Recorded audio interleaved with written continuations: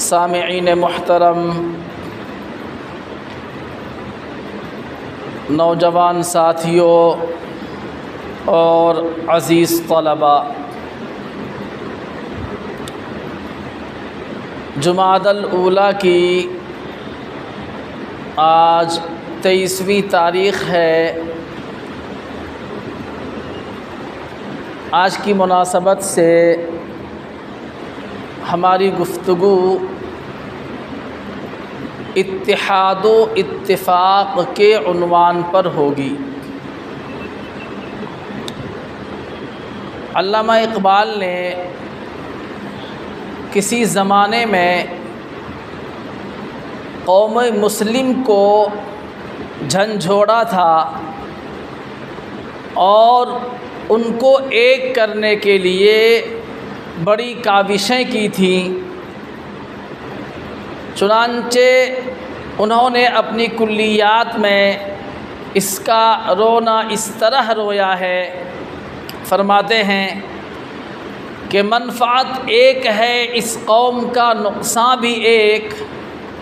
منفعت کے معنی نفع کے آتے ہیں۔ منفعت ایک ہے اس قوم کا نقصان بھی ایک ہی سب کا نبی، دین بھی، ایمان بھی ایک۔ حرم پاک بھی، اللہ بھی، قرآن بھی ایک۔ حرم پاک بھی، اللہ بھی، قرآن بھی ایک۔ کچھ بڑی بات تھی ہوتے جو مسلمان بھی ایک۔ یقین مانیے آج ہم مسلمانوں کے اندر مسلم قوموں اور مسلم تنظیموں کے درمیان جو اتحاد و اتفاق کی صفت پائی جانے چاہیے تھی، آج اس صفت کا فقدان ہے۔ آج ایک تنظیم کا ذمہ دار دوسری جماعت اور قوم کے ذمہ داروں سے بیر اور دشمنی رکھتا ہے۔ آج ہم دیوبندیت، بریلویت اور دیگر فرقوں کے نام پر بٹے چلے جا رہے ہیں، جس کا خمیازہ پوری ملت اسلامیہ کو اٹھانا پڑ رہی ہے۔ یاد رکھیے، جب تک ہم مسلمان کے نام پر، مذہب اسلام کے نام پر ایک نہیں ہوں گے، تب تک ہماری طاقت دشمن تسلیم نہیں کرے گا۔ اس لیے اتحاد و اتفاق کی جو صفت ہے اور اس طاقت کا اندازہ آپ قرآن پاک کی آیات اور احادیث مبارکہ سے لگا سکتے ہیں۔ ایک جگہ اللہ رب العزت نے سورۃ الانفال کے اندر ارشاد فرمایا، وَلَا تَنَازَعُوا فَتَفْشَلُوا وَتَذْهَبَ رِيحُكُمْ، کہ دیکھو آپس میں لڑائی جھگڑا مت کیا کرو۔ مسلمانوں کو خطاب ہے، تم مسلم قوم ہونے کی حیثیت سے آپس میں ایک دوسرے سے مل جل کر رہو۔ تمہارے آپس میں تنازع اور جھگڑا یہ اتنی خطرناک اور بری چیز ہے کہ اگر تم آپس میں لڑو گے، بھڑو گے، تو اس کا نقصان یہ ہوگا فتفشلوا، تمہارے دل کے اندر سے جو ہمت اور حوصلہ ہونا چاہیے وہ ختم ہو جائے گا، اور وتذهب ريحكم، اور تمہاری ہوا نکل جائے گی۔ اس لیے اتحاد و اتفاق کا مسلمانوں کے درمیان من حیث القوم پایا جانا انتہائی ضروری ہے۔ جب تک آپسی اختلاف کو، آپسی انتشار کو مٹا کر یہ امت من حیث القوم، من حیث الامت ایک نہیں ہوگی، اس وقت تک ہمارے مسائل حل ہونے والے نہیں ہیں۔ اس لیے ایک موقع پر آقا کریم صلی اللہ علیہ وسلم نے ارشاد فرمایا کہ مسلمان ہونے کی حیثیت سے چاہے وہ دنیا کے کسی گوشے میں رہتا ہو، دنیا کے کسی کونے میں رہتا ہو، اس کی مثال ایسی ہے جیسے کہ ایک جسم ہے کسی بھی آدمی کا ایک جسم باڈی آپ لے لیجئے تو اس جسم کے اندر الگ الگ اعضاء ہیں. ہاتھ ایک الگ عضو ہے، سر کی حیثیت الگ ہے، پیر کی حیثیت الگ ہے. اللہ کے نبی نے فرمایا کہ دیکھو، جسم کے کسی حصے میں اگر کوئی تکلیف پہنچ جائے، مثلا سر میں تیز درد ہو گیا، تو کیا سر کا وہ درد صرف سر کی حد تک رہے گا؟ نہیں، اس درد کی وجہ سے جسم کے دیگر اعضاء، ہاتھ، پیر، ناک، کان، سارے کے سارے اعضاء، ہمارا دل، ہارٹ، سب پریشان رہیں گے. اس درد کا احساس ایسا نہیں ہے کہ صرف سر کو، نہیں، سارے ہی اعضاء اس درد کا احساس کریں گے. اسی طریقے سے آپ صلی اللہ علیہ وسلم نے فرمایا، مان لو پیر کے اندر کہیں کوئی زخم لگ گیا، خون نکلنے لگا، تو ظاہر سی بات ہے اس زخم کے لگنے کی وجہ سے پیر میں شدید درد ہوگا. تو کیا یہ درد صرف اور صرف پیر کی حد تک محدود رہے گا، یا یہ درد جسم کے دیگر اعضاء بھی محسوس کریں گے؟ یقیناً اس درد کا احساس اس باڈی اور جسم کے ہر حصے کو ہوگا. اللہ کے نبی نے فرمایا کہ دنیا کے سارے مسلمان اس ایک جسم کے مانند ہیں. المسلمون کجسد واحد، تمام کے تمام مسلمان، چاہے وہ ہندوستان کا رہنے والا ہو، پاکستان کا رہنے والا ہو، امریکہ کا رہنے والا ہو، سعودی عربیہ کا رہنے والا ہو، فلسطین کا رہنے والا ہو، دنیا کے کسی بھی کونے میں رہتا بستا ہے، اگر وہ اپنی زندگی کلمہ لا الہ الا اللہ کے موافق گزار رہا ہے، وہ مسلمان ہے. تو اللہ کے محبوب فرماتے ہیں یہ سارے کے سارے مسلمان ایک جسم کی مانند ہیں. ان اشتکا عینو ان اشتکا کلو، اگر کسی آدمی کے آنکھ میں کوئی تنکا چلا جائے، کوئی کانٹے کی چیز چبھ جائے آنکھ کے اندر، تو ایسا نہیں ہے کہ وہ درد صرف آنکھ تک محسوس رہتا ہے، صرف آنکھ اس درد کو محسوس کرتا ہے، ایسا نہیں، سارے اعضاء پریشان ہو جاتے ہیں. اللہ کے نبی نے فرمایا کہ اگر فلسطین کے اندر تمہارے کسی بھائی کو تکلیف پہنچ رہی ہے، کسی بھائی پر اگر ظلم ہو رہا ہے، تو تم اپنی جگہ پر اطمینان سے کیوں بیٹھے؟ تمہیں اس درد اور تکلیف کا احساس کیوں نہیں ہے؟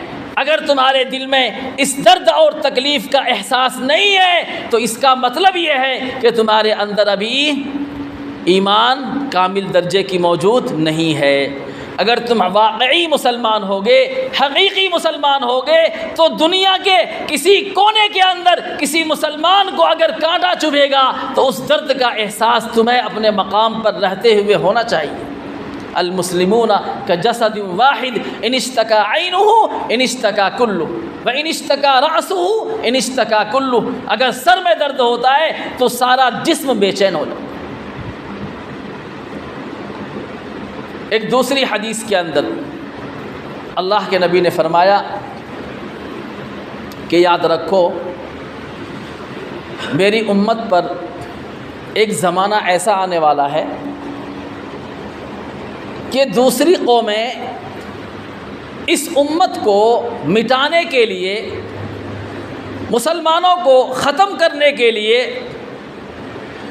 اس طرح سے لپکیں گی، دوڑیں گی، جیسا کہ ایک پیالے کے اندر، ایک قصعہ یا کسی برتن کے اندر ایک کھانا بھرا ہوا ہو اور 10 لوگ بھوکے ہوں اور ہر ایک کو یہ پرمیشن اور اجازت ہو کہ اسی ایک برتن سے تم سب کو کھانا کھانا ہے اور یک بارگی کھانا کھانا ہے.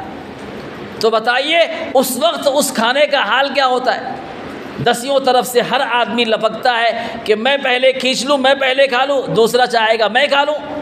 تو اللہ کے نبی نے فرمایا کہ ایک زمانہ تم پر ایسا آنے والا ہے کہ اسلام دشمن طاقتیں، اسلام مخالف طاقتیں تمہیں ہڑپ کرنے کے لیے، تمہیں کھانے کے لیے، تمہیں اس صفحے ہستی سے مٹانے کے لیے اسی پیالے میں بھرے کھانے کی طرف تمہارے جانب لپکیں گے اور دوڑیں گے. صحابہ کرام کو بڑا تعجب ہوا. صحابہ نے پوچھا کہ یا رسول اللہ انحن قلۃ یومئذ ھذا، کہ کیا ہم اس دن تعداد میں کم ہوں گے کہ لوگ ہمارے اوپر اس طرح سے جھپٹیں گے, ہمیں کھانے کی کوشش کریں گے, مٹانے کی جستجو میں رہیں گے؟ کیا ہماری تعداد اس وقت کم رہے گی؟ اللہ کے نبی نے فرمایا نہیں,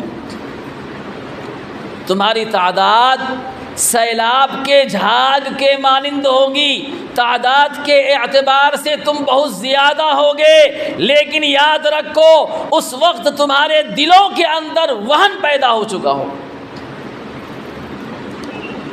کیا فرمایا آقا کریم صلی اللہ علیہ وسلم نے؟ سب لوگ ایک مرتبہ عقیدت و محبت کے ساتھ نبی پاک صلی اللہ علیہ وسلم کی شان میں درود و سلام کا نذرانہ پیش کریں. یا ربی صلی وسلم دائما ابدا علی حبیبک خیر الخلق کلہم. صحابہ کرام کے اس پوچھے جانے پر اللہ کے نبی نے فرمایا نہیں, تم اس دن کثیر تعداد میں موجود ہوگے, تمہاری تعداد بہت زیادہ ہوگی, لیکن یاد رکھو تمہارے دلوں کے اندر وہن پیدا ہو چکا ہوگا. صحابہ کرام نے پوچھا کہ ومل وہن یا رسول اللہ صلی اللہ علیہ وسلم, اے اللہ کے رسول وہن کیا چیز ہوتی ہے؟ آپ نے فرمایا حب الدنیا و کراہیت الموت. بڑے کمال کا جملہ آپ نے ارشاد فرمایا. اللہ کے نبی کا کلام بسا اوقات بہت مختصر ہوا کرتا ہے, لیکن اس کے اندر معانی کا ایک سمندر چھپا ہوتا ہے. آپ نے فرمایا حب الدنیا الوہن, حب الدنیا و کراہیت الموت. وہن کی حقیقت یہ ہے کہ تمہارے دلوں کے اندر دنیا کی محبت پیدا ہو جائے گی اور تم موت سے بھاگنے لگو گے, موت کو ناپسند کرنے لگو گے. آج آئیے ہم اور آپ اپنا جائزہ لیتے ہیں. آج ہمیں شکوہ ہے نا کہ مسلمان بہت پریشان ہے, ہر طرف سے دبایا جا رہا ہے, کچلا جا رہا ہے اور اس کو مارا کاٹا جا رہا ہے. وجہ سبب کیا ہے؟ قرآن سے پوچھیے, قرآن بتا رہا ہے. احادیث کی روشنی میں تلاش کیجئے, مرض بیماری کا پتہ چلے گا بیماری کیا ہے. آج ہر مسلمان کے دل و دماغ میں اللہ کے نبی نے جو ارشاد فرمایا تھا الجہاد ماضٍ الی یوم القیامہ, کہ میری امت میں ایک طبقہ اور ایک قوم, ایک جماعت ہمیشہ ایسی رہے گی جو جہاد پر قائم رہے گی. آج ہم کم از کم اس امید سے یا اس جذبے سے ہم کم سے کم خالی نہ ہوں. اللہ کے نبی نے فرمایا ایک دوسری حدیث کے اندر کہ اگر کسی مسلمان کے دل میں جہاد کا جذبہ بیدار نہ ہو تو مجھے ایسے مسلمان کی ضرورت نہیں ہے. جب تک عزت کے ساتھ جینا نہیں سیکھیں گے تب تک ہمیں عزت کی موت نصیب نہیں ہوگی. عزت کے ساتھ جینے کے لیے شرط اور لازم ہے کہ ہم مسلمانوں کے دلوں کے اندر جہاد کا جذبہ بیدار رہے. علامہ اقبال ہی نے کہا ہے شور ہے ہو گئے دنیا سے مسلمان نابود, ہم یہ کہتے ہیں کہ تھے بھی کہیں مسلم موجود. وضع میں تم ہو نصارہ تو تمدن میں حنود, یہ مسلمان ہیں جنہیں دیکھ کے شرمائے یہود. یوں تو سید بھی ہو, مرزا بھی ہو, افغاں بھی ہو, تم سبھی کچھ ہو, بتاؤ تو صحیح مسلمان بھی ہو. یاد رکھیے جب تک ہمارے اندر حقیقی مسلمانی نہیں آئے گی اس وقت تک ہمارے لیے نجات کا کوئی راستہ نہیں ہے. اور اس کے لیے اللہ کے نبی نے اس حدیث میں جو بیماری بتلائی ہے کہ ہمیں دنیا کے محبت سے آزاد ہونا پڑے. سمندر کے اندر رہیں لیکن سمندر کے پانی سے ہمارا دامن نہ بھیگے, یہ مطلوب ہے. دنیا کے اندر رہ کر دنیا کے مان و منال اور اسباب سے ہمیں فائدہ اٹھانا ہے, لیکن یہ دنیا ہمارے دل کے اندر نہیں گھسنا چاہیے. اگر دنیا کی محبت دل میں گھس گئی تو پھر انسان بزدل ہو جاتا ہے. کیا ہو جاتا ہے؟ انسان بزدل بن جاتا ہے, اور جب بزدل بن گیا تو اس سے جذبہ جہاد کا صدور ناممکن ہے. اور دوسری چیز مسلمانوں کا شیوا یہ تھا کہ شوق شہادت میں موت کو اپنے لیے ایک قیمتی چیز سمجھا کرتے تھے. موت کو گلے لگانا ان کے لیے ایک تحفہ سمجھا جاتا تھا. لیکن آج ہمیں موت سے اتنا ڈر اور خوف لگتا ہے کہ اللہ کے نبی نے فرما دیا کہ اس زمانے میں لوگ کیا کریں گے؟ موت کو ناپسند کرنے لگیں. چنانچہ آج یہ دونوں صفتیں آپ غور کریں گے تو پتہ چلے گا کہ ہم مسلمانوں کے اندر دونوں صفتیں موجود ہیں۔ اس وجہ سے آج ہم باطل کے سامنے اس سے مقابلہ کرنے کی بات دور کی ہے، آج ہم اس کے سامنے کھڑے ہونے کی جرأت تک نہیں کر رہے ہیں۔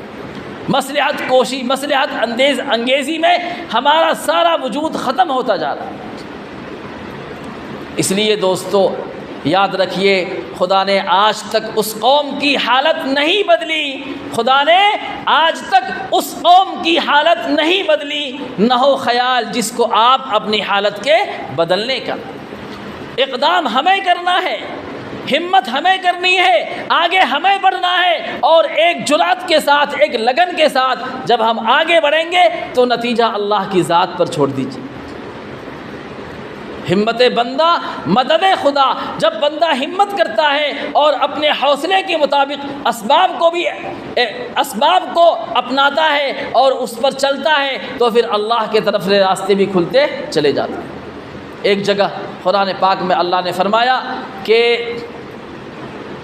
جو لوگ ہمارے راستے میں مجاہدہ کرتے ہیں، مشقتیں برداشت کرتے ہیں، ہم ان کے لیے ایک راستہ نہیں، بہت سارے راستوں کو کھول دیا کرتے ہیں۔ تو اس لیے ہمارے لیے راستہ ہموار کب ہوگا؟ ہمارے لیے راستے اس وقت کھلیں گے جب ہم حقیقی معنی میں اللہ کے لیے مجاہدات کو برداشت کرنا شروع کریں گے۔ ایک زمانہ تھا صحابہ کرام کے لیے اللہ نے وہ کر کے دکھایا، جب صحابہ نے آپس کے اندر اتحاد و اتفاق کی صفت پیدا کی اور انہوں نے اللہ کے نبی کے طریقے کو مکمل طور سے اپنایا تو اللہ نے انہیں اس دنیا کی حکومت اور خلافت عطا فرمائی۔ آج ہم پسے جا رہے ہیں اور مٹے جا رہے ہیں اور ہمارا کوئی پرسان حال نہیں۔ جب اسباب کو ہم تلاش کرتے ہیں تو ہمیں سمجھ میں آتا ہے کہ آج ہمارے اندر اتنی ساری کمیاں موجود ہیں کہ ہم اس کا اندازہ نہیں لگا سکتے۔ آج ہماری عبادت کی جو حیثیت اور روح ہونی چاہیے اس روح سے ہم ناواقف ہیں۔ جب عبادات تک ہماری روح سے خالی ہے تو ظاہر سی بات ہے اس کا اثر کیسے مرتب۔ ایک حدیث مجھے یاد آ رہی ہے، بہترین واقعہ ہے، حدیث کی روشنی میں سنا دیتا ہوں۔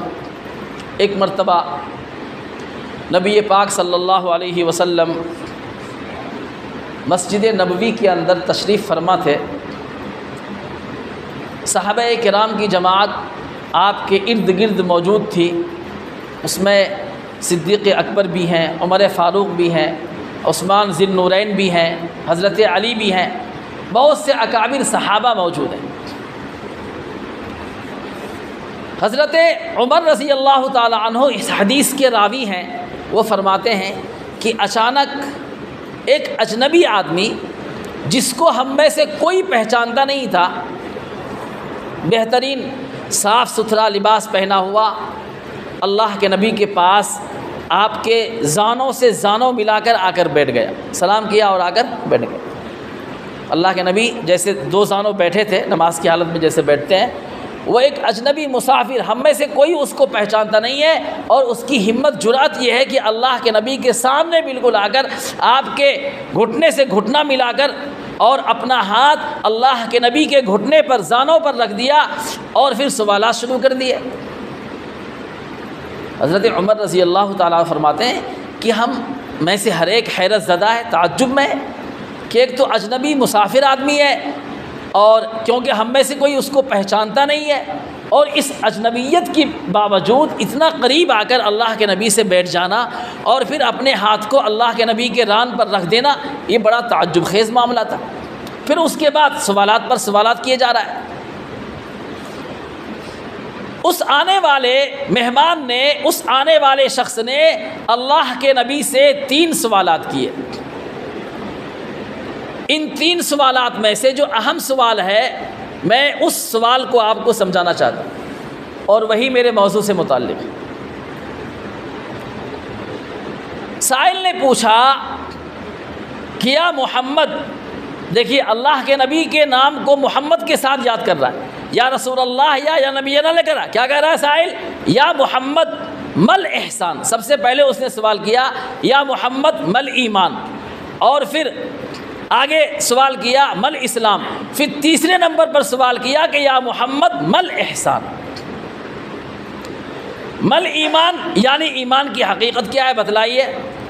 جب آپ صلی اللہ علیہ وسلم نے ایمان کی حقیقت بیان فرمائی تو اس سائل نے، سوال کرنے والے نے کہا صدقت۔ صحابہ کرام فرماتے کہ ہماری تعجب کی انتہا نہ رہی، اس لیے کہ سائل کا سوال کرنا یہ اس بات کی دلیل ہے کہ وہ اس جواب سے ناواقف ہے، لیکن جب اس کو جواب دے دیا گیا تو وہ اس کی تصدیق کرتا ہے، کہتا ہے کہ صدقت، آپ نے سچ فرمایا۔ تو اس کا مطلب یہ ہے کہ اس کو سوال کا جواب پہلے سے معلوم ہے۔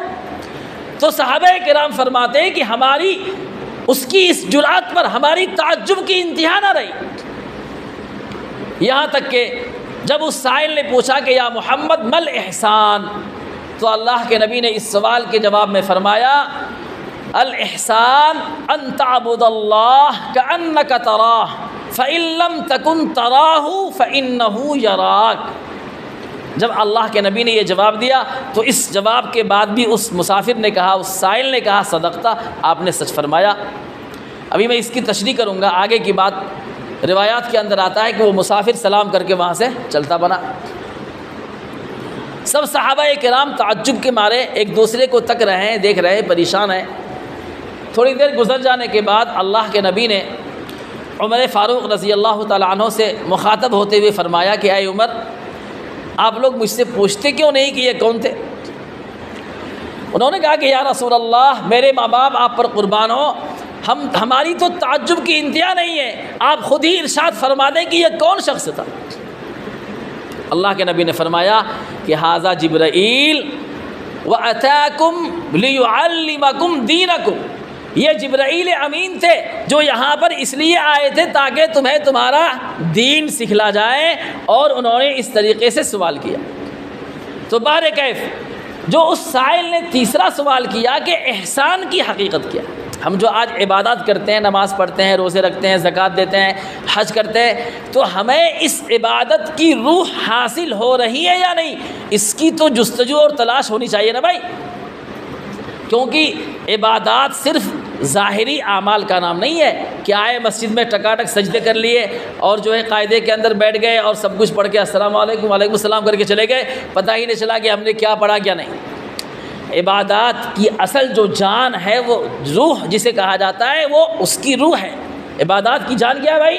اس کی روح، وہ کیفیت ہے کہ جب اس کیفیت کے ساتھ ہم عبادات کریں گے تو اس عبادت کا ہمیں مکمل اجر اور ثواب ملے گا۔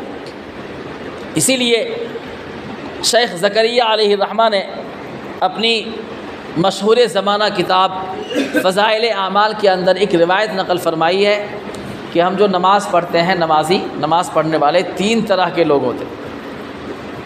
کتنے قسم کے ہوتے ہیں بھائی نمازی؟ 3 طرح کے۔ ابھی وہ واقعہ پورا کروں گا۔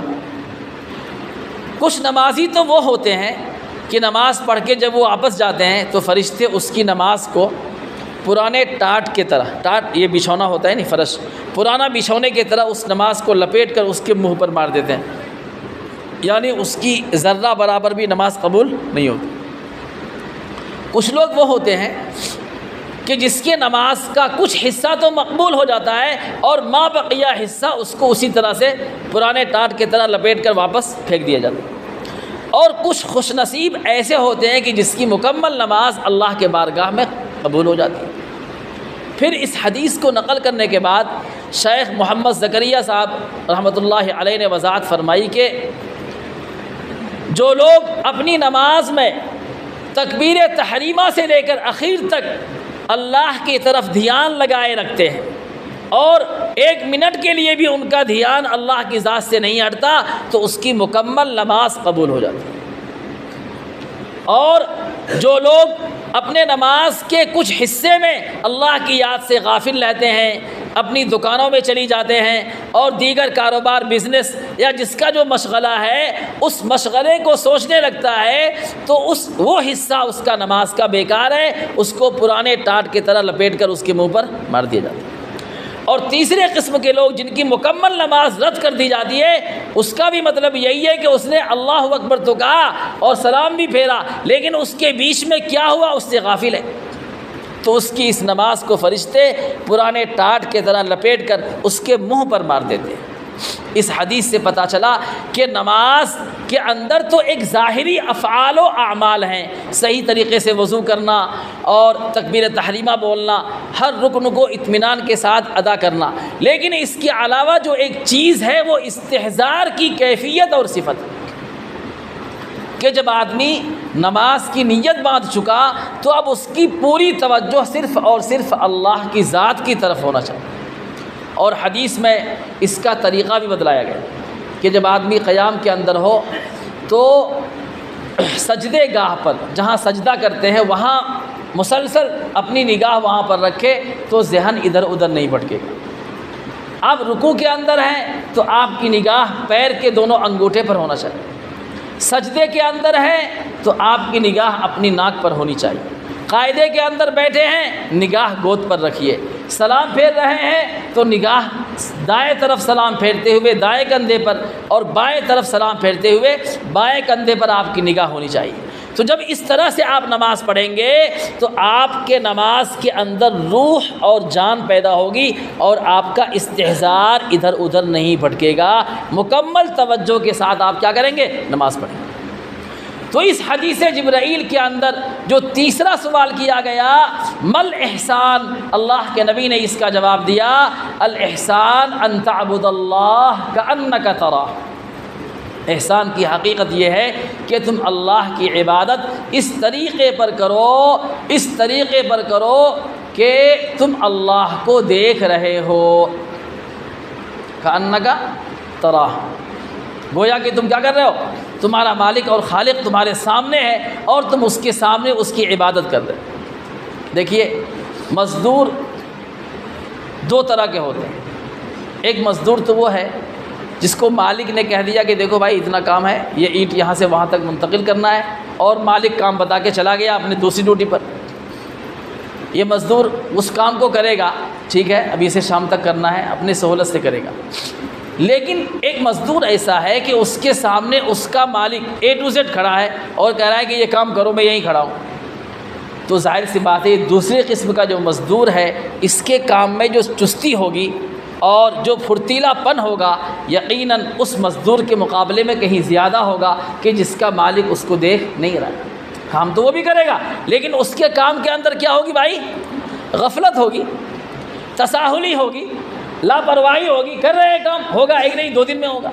لیکن جب مالک سامنے موجود ہے اور وہ آرڈر دے رہا ہے کہ اس کام کو اس وقت سے اس وقت تک نمٹانا ہے تو ظاہر سی بات ہے وہ کاہلی کا مظاہرہ نہیں کر سکتا، سستی نہیں دکھا سکتا، اس لیے کہ ڈر اس بات کا ہے کہ اگر میں نے سستی اور کاہلی کا مظاہرہ کیا تو مالک ہماری تنخواہ میں سے روپیے کٹ کر لے گا، پیسے کم کر دے گا، تو اس ڈر سے کیا کرے گا؟ وہ چستی کے ساتھ کام کرے گا۔ تو ایک طریقے سے اللہ ہم سب کا مالک ہے کہ نہیں بھائی؟ آقا ہے، مالک ہے، رازق ہے، پیدا کرنے والا سب کچھ ہے، اور ہم اس کے سمجھیے فرض کیجئے مزدور ہے۔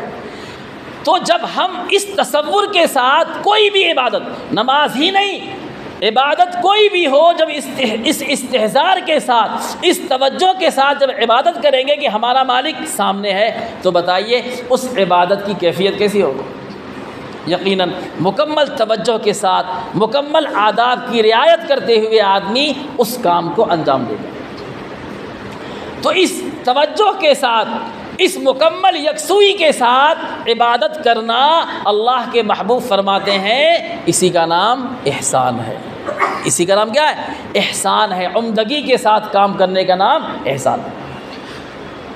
آگے اللہ کے نبی نے فرمایا فَإِن لَّمْ تَكُن تَرَاهُ فَإِنَّهُ يَرَاكَ۔ احسان کا دوسرا درجہ بیان کیا جا رہا ہے کہ بالفرض اگر تمہارا یہ تصور قائم نہ ہو سکے کہ میں اپنے خدا کو دیکھ رہا ہوں تو کم از کم یہ تصور باندھو، یہ سوچو کہ تمہارا مالک تم کو دیکھ رہا ہے۔